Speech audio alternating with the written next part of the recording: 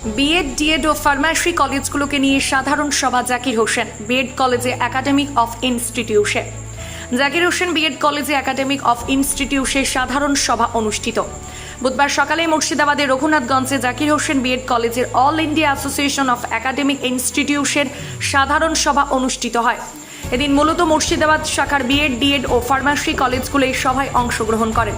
এদিন জেলার প্রায় 52টি কলেজের প্রতিনিধিরা এদিনের সভায় উপস্থিত ছিলেন।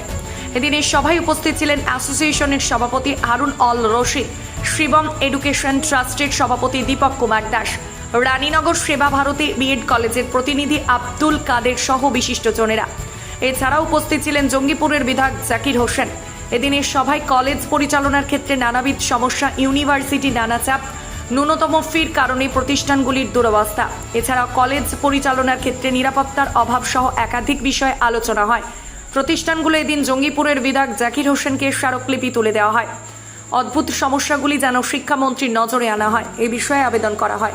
জঙ্গিপুর থেকে রিমাল সানাবের রিপোর্ট।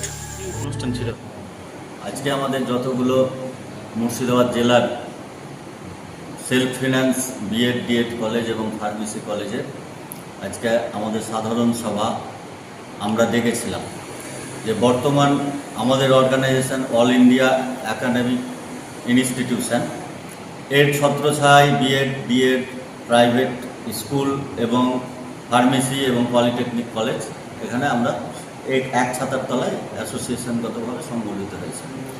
অ্যাকচুয়ালি বিএড এবং ডিএডের বর্তমান উদ্ভূত সমস্যা যেগুলো আমরা উপলব্ধি করেছি এবং অনুভব করেছি যে আজকে এই বিএড এবং ডিএড কলেজগুলো আজকে ঢুকছে বর্তমান এই বেসরকারি শিক্ষা ব্যবস্থার মধ্যে দিয়ে।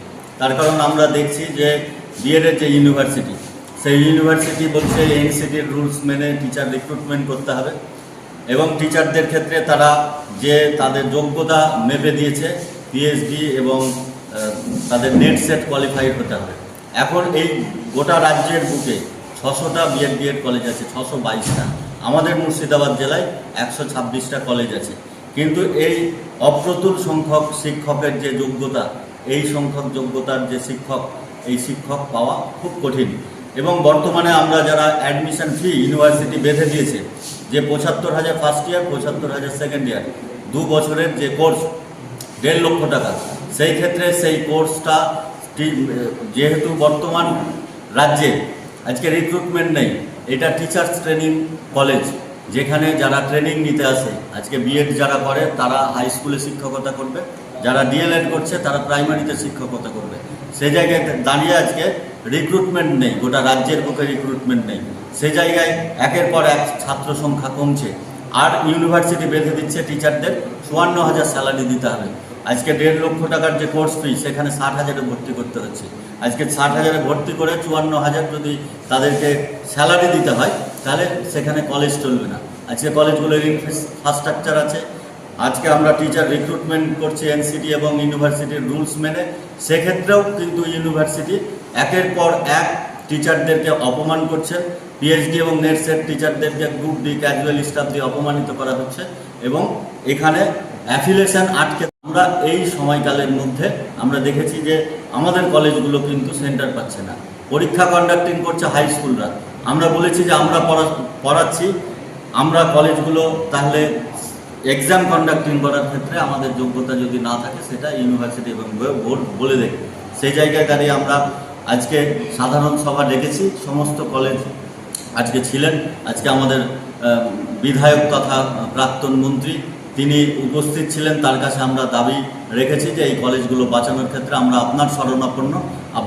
আপনার মাধ্যমে শিক্ষামন্ত্রী, আপনার মাধ্যমে সিএমের কাছে আমরা পৌঁছে দিতে চাই যে রাজ্যের এই ইউনিভার্সিটি এবং বোর্ডের যে করুণ দশা, কলেজগুলোর করুণ দশা, সেটা বিধানসভায় যাতে তুলে ধরতে পারে।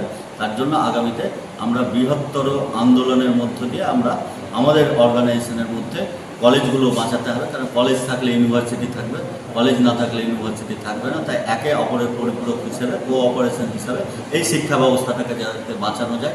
তার কারণ এই কলেজগুলোতে অনেক, আমাদের বেসরকারি কলেজগুলোতে অনেক শিক্ষক আছে, টিচিং আছে, নন টিচিং আছে, যারা কিন্তু কর্মসংস্থান করে খেতে পারছে, কর্মসংস্থান আমরা দিচ্ছি। সে জায়গায় এই শিক্ষকদেরও আগামীতে ভবিষ্যৎটাকে সুদৃঢ় করার ক্ষেত্রে একটা গুরুত্বপূর্ণ ভূমিকা আমরা পালন করতে চাই। তাই সমস্ত কলেজের আজকের এই মুর্শিদাবাদ জেলা সাধারণ সভা, আগামীতে আমরা রাজ্যব্যাপী সম্মেলন এবং বড় করে মিটিং ডাকবো বহরমপুরে, গোটা জেলাব্যাপী। আজকে যদিও স্ট্রাইকের দিন ছিল, তবুও বেশ কিছু 50টা কলেজ পার্টিসিপেট করেছে, তাদেরকে আমরা ধন্যবাদ জানাই। আগামীতে বৃহত্তরভাবে সম্মেলন আমরা সংগঠিত করব। আপনার বিধায়ক জাকির সাহেবকে জানালেন? বিধায়ক জাকির হোসেনকে জানিয়েছি, তিনি মন্ত্রীও ছিলেন, তার কারণ তার মাধ্যমে আমরা শিক্ষামন্ত্রীর কাছে পৌঁছাবো, তার মাধ্যমে আমরা সিএমের কাছে পৌঁছাবো যে বর্তমান যে ইউনিভার্সিটি এবং বোর্ডের যে অরাজক পরিস্থিতি এবং কলেজগুলোকে বাঁচানোর ক্ষেত্রে কী ভূমিকা অবলম্বন করা যায়।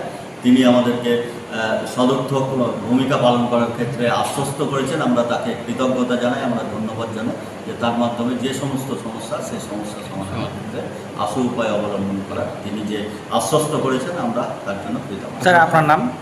ডক্টর হারুনুর রশিদ, কি আপনি পদে? রাজ্য সভাপতি, all India association of academic institution. ধন্যবাদ।